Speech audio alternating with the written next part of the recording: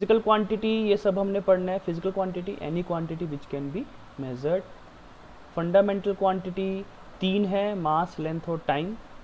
और इसके अलावा बाकी जितनी भी क्वांटिटीज़ हैं वो सारी डिराइव्ड क्वांटिटीज़ हैं। फंडामेंटल यूनिट्स मास, लेंथ और टाइम की यूनिट्स को फंडामेंटल यूनिट्स बोलेंगे। यूनिट क्या होती है? स्टैंडर्ड जो सेट किए गए हैं किसी भी फिजिकल क्वांटिटी को मेज़र करने के लिए, ठीक है। कैरेक्टरिस्टिक्स वेरियस सिस्टम, अब पहले 3 थे, FPS, CGS, MKS. FPS stands for foot. In this system of unit the length is measured in foot, mass is measured in pound and time is measured in second. And in CGS centimeter gram second, MKS metre kilogram second. And after that फिर एक conference हुई सबकी, पूरे world के जितने भी scientist हैं, conference हुई, general conference on weights and measures in 1971। और वहाँ पे डिसाइड किया गया कि now from now onwards these 7 main units and 2 supplementary units will be measured in this whole over the world.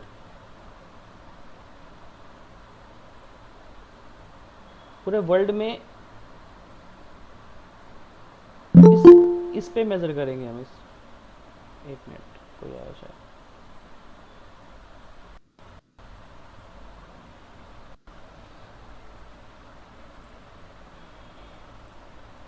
Okay, तो फिर तय किया गया कि लेंथ को मीटर में, मास को केजी में, टाइम को सेकंड में, इलेक्ट्रिक करंट को एम्पियर में, थर्मोडायनेमिक टेम्परेचर को केल्विन में, लाइट इंटेंसिटी को कैंडेला में, अमाउंट ऑफ सब्सटेंस को मोल में, प्लेन एंगल को रेडियन और सॉलिड एंगल को स्टीरेडियन। और अब आपने याद रखना है कि अब तक जो आपने एंगल पढ़ा है वो डिग्री में पढ़ा है, लेकिन अब आपको उसको रेडियन में कन्वर्ट करना है, ठीक है।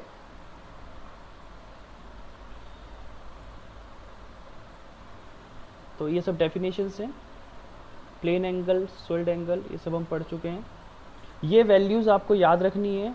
ये पूरी की पूरी जो पीपीटी है ये आपको अवेलेबल करवा दी जाएगी गूगल क्लासरूम पर, so you can go there and download from there, okay. ये सब कुछ वैल्यूज़ हैं, याद रखना। 1 डिग्री को अगर कन्वर्ट करना हो रेडियन में तो पाई बाय 180 से मल्टीप्लाई करना है। हाँ हाँ, पाई 180 से मल्टीप्लाई करना है, ठीक है।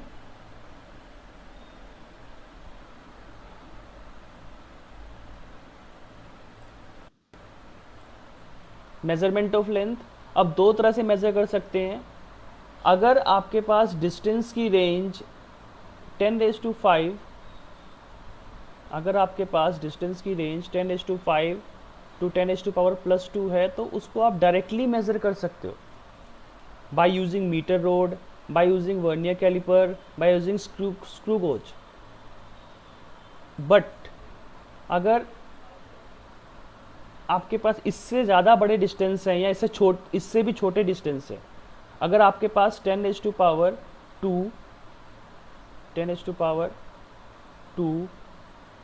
मीटर से बड़े अगर डिस्टेंस है तो उनको आप इनडायरेक्ट मेथड से मेज़र कर सकते हो। सबसे पहला पैरेलैक्स मेथड, इसमें आपको एंगल का फॉर्मूला पता होना चाहिए। Angle is equal to length of arc upon radius. ये सब हम जल्दी जल्दी कर रहे हैं बिकॉज लास्ट लेक्चर में हम ये सब चीज़ें पढ़ चुके हैं, तो उसको रिवाइज करवा रहे हैं बस हम। इको मेथड ये आप सबने पढ़ा है 9th में कि 2 पहाड़ों के बीच की हम डिस्टेंस को हम फाइंड आउट कर सकते हैं by using this method. This was the formula.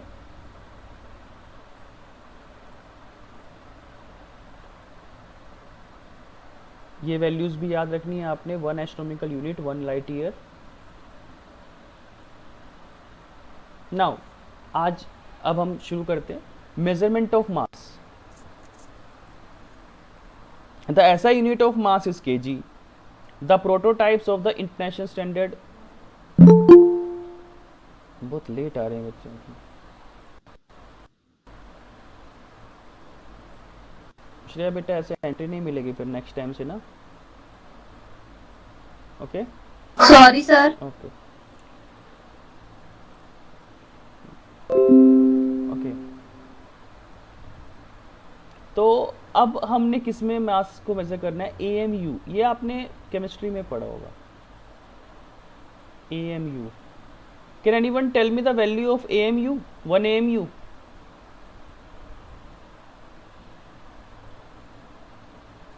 ठीक है, okay. 1 AMU is equal to 1.66 या 1.67, 1.67 into 10 raise to power minus 27 kg. This is the value of 1 AMU. Methods of measuring mass. How we can measure mass? By using common balance. By using common balance.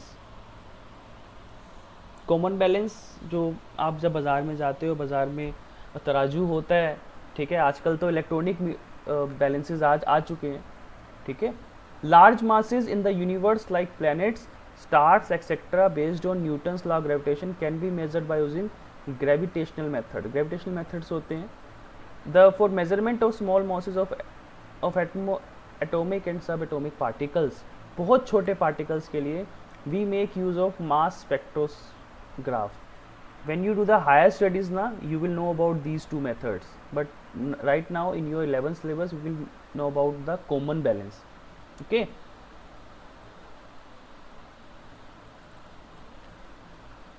Range of mass, range of masses, the masses of the objects we come across in the universe vary over a very wide range.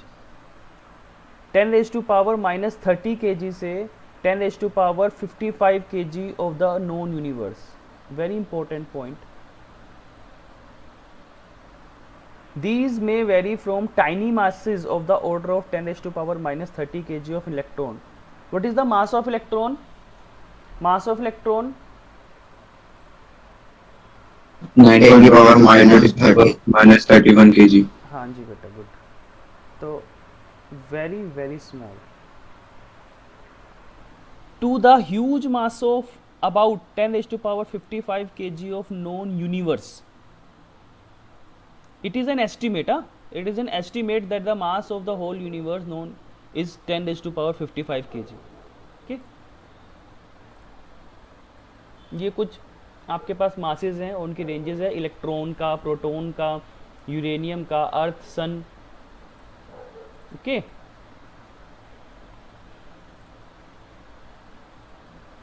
Measurement of time. अब हम time की measurement कैसे कर सकते हैं? We use N, अब आपको पता है आप सबके घर में घड़ी है, लेकिन इसके अलावा भी और भी बहुत सारी क्लॉक्स होती हैं, और सबसे जो एक्यूरेट क्लॉक है अब तक till now, caesium atomic clock, it is the most accurate clock known till now. Cesium atomic clock, atomic clocks होती है, ठीक है, it is the most accurate clock till now. You don't need to. Now before proceeding to this,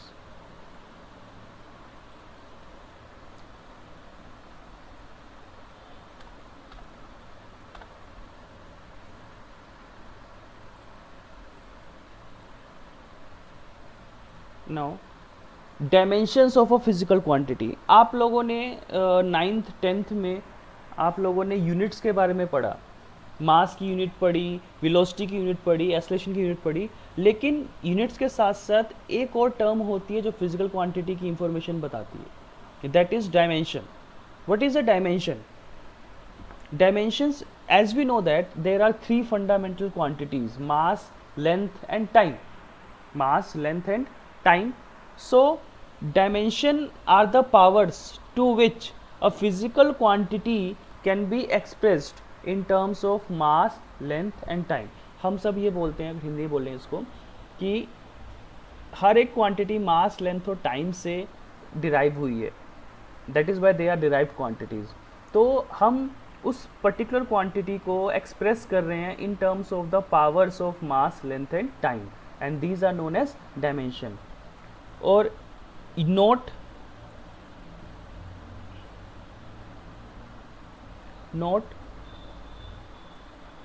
using the square brackets around a quantity means that we are dealing with the dimensions of the quantity. Remember, you will always write the dimension in a square bracket. You will not write only L cube, you will write square bracket inside the L cube. Okay,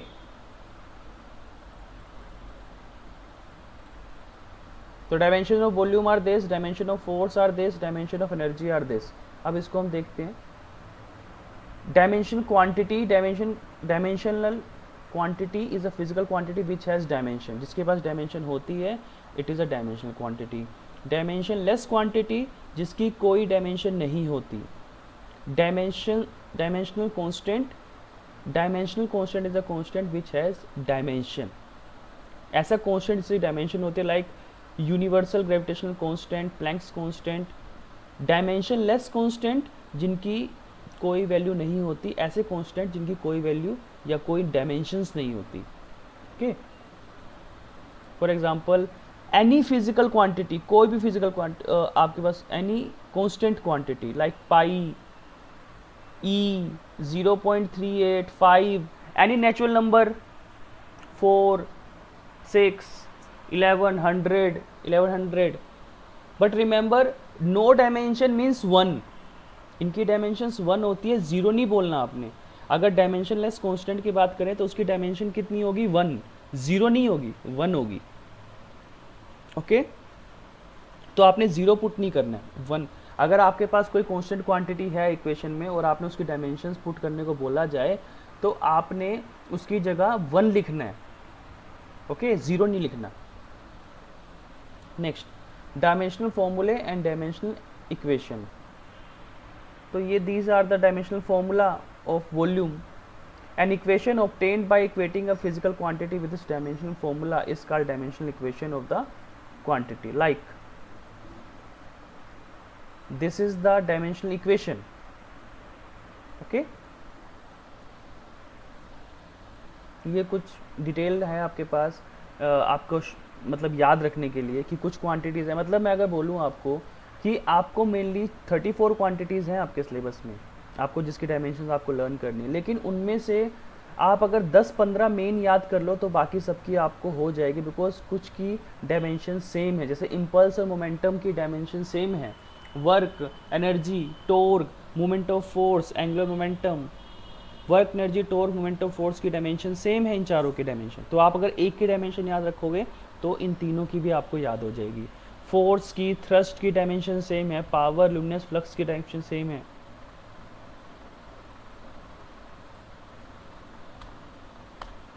तो अब देखो यहाँ पर जैसे कि अब dimension आपको बनानी कैसे है. डायमेंशन बनाने से पहले आपको याद रखना है, मैं बता देता हूँ आपको.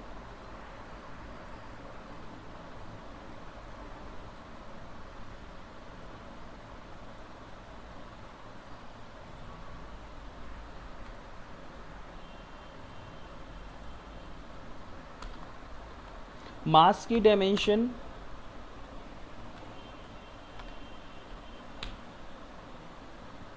Capital M,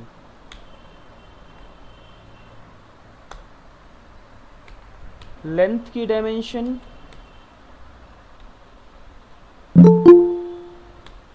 capital L. Now this is frustrating.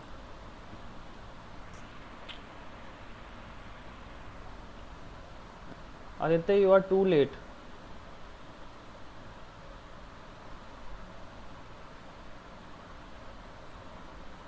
Okay, length की डायमेंशन L, टाइम की डायमेंशन T. आपको ये 3 चीज़ें याद रखनी है तो ही आप बाकी सबकी डायमेंशंस बना पाओगे. तो अब कोई भी करते हैं.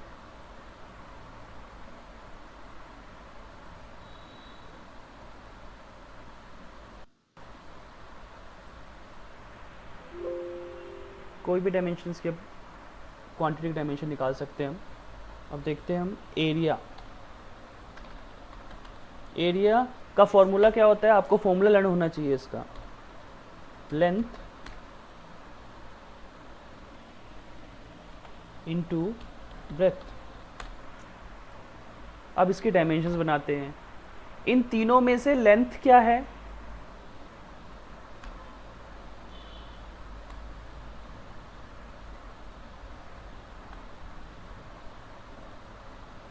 लेंथ L मल्टीप्लाई जो भी साइन बीच में दिया है वही लगाना है आपने. ब्रेथ भी आपके पास लेंथ ही है,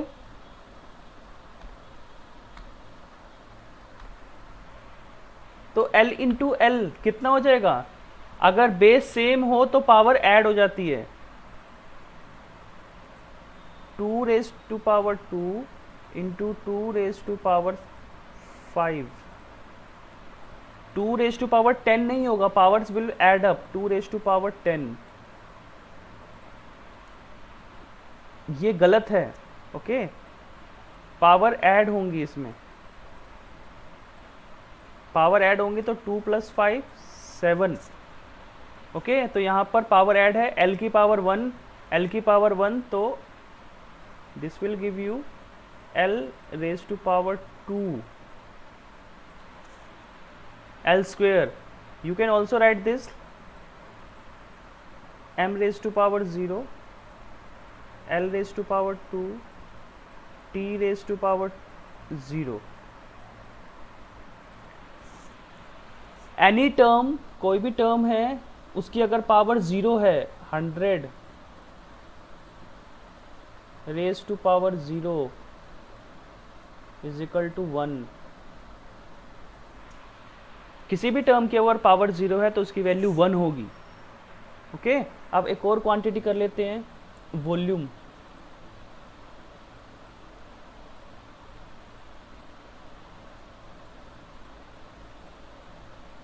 वॉल्यूम का formula length into breadth into height, तीनों की ही एल होगी डायमेंशन, डायमेंशंस पुट करेंगे।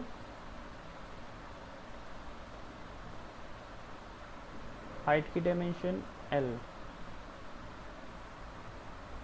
तो l क्यूब,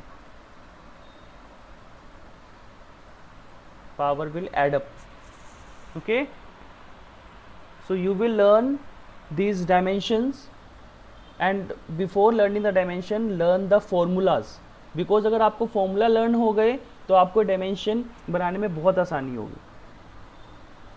ठीक है, अब जैसे डेंसिटी है, डेंसिटी मास अपॉन लेंथ, मास की डायमेंशन m, मास की डायमेंशन m, लेंथ की डायमेंशन l, ये ऊपर जाएगा तो पावर माइनस हो जाएगी, m l -1।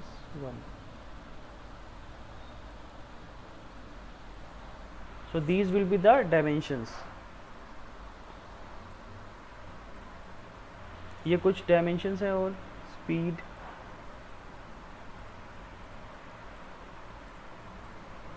आपको सारी नहीं याद करनी है, को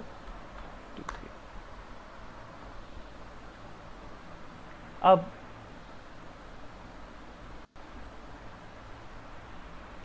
हम dimension analysis and its application पढ़ेंगे। अगर आपको डायमेंशंस याद हो जाएंगी तो इसकी कुछ एप्लीकेशंस है। बेसिकली ये 3 तरह के न्यूमेरिकल्स हैं जो हमें पढ़ने हैं। ठीक है, ये 3 तरह के न्यूमेरिकल्स हैं जो हमने पढ़ने हैं। मैं अभी आपको एक वीडियो भेज रहा हूँ यूट्यूब का, आप लोग उस वीडियो को देखिए। ठीक है, और उसमें आप लोग कर पाएंगे कि कैसे हम चेक करें डायमेंशन कंसिस्टेंसी ऑफ इक्वेशंस को। और नेक्स्ट टाइम हम convert units in one system to another system and derive the relation वाला टॉपिक पढ़ेंगे। Okay, is that clear to all of you? मैं जस्ट अभी एक वीडियो भेज रहा हूँ आप लोगों को। लेकिन हाँ, अगर आपने न्यूमेरिकल्स करने हैं तो न्यूमेरिकल्स करने से पहले आपको डायमेंशंस लर्न होने चाहिए। ओके, सो ये पीपीटी मैं अपलोड कर रहा हूँ गूगल क्लासरूम पर भी, और आपको सेंड भी कर रहा हूँ, तो आप लोग देखिए। और एक वीडियो सेंड कर रहा तो वीडियो से भी आप देख सकते हैं। लेकिन ये न्यूमेरिकल्स करने से पहले आप डायमेंशंस को लर्न कीजिए। ठीक है, so thank you all, next time फिर मिलते हैं इसमें। Thank you class, you can leave the meeting. Thank you, sir. Okay.